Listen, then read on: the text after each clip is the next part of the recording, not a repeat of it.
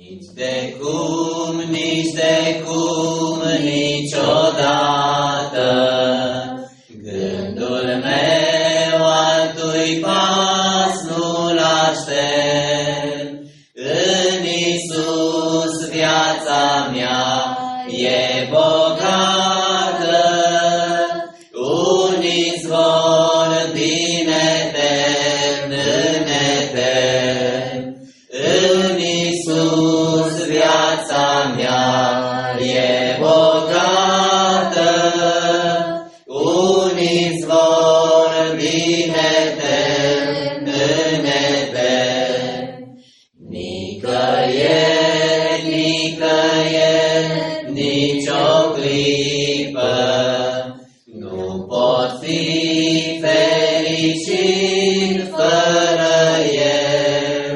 Lângă El pestea morții risipă, voi zbura ca un alt porumbel. Lângă El pestea morții risipă, voi zbura ca un alt porumbel. În dureri, în necazuri și-n moarte,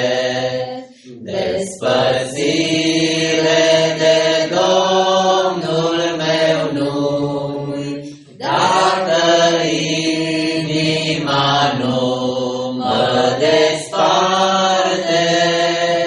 Orice-ar fi, eu sunt al Lui, dacă inima nu mă desparte. Orice-ar fi, eu sunt al Lui.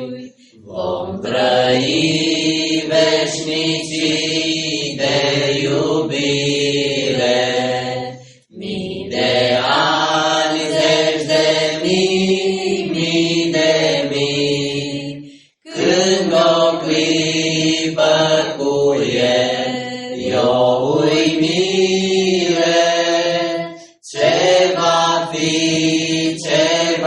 fi în veșnicii, când o clipă cu El e o uimire. Ce va fi în veșnicii. Va veni Cel ce vine. Dintâi voi plânge la piept, cât mai bate o inimă-n mine. Îl doresc, îl iubesc, îl aștept, cât mai bate o inimă.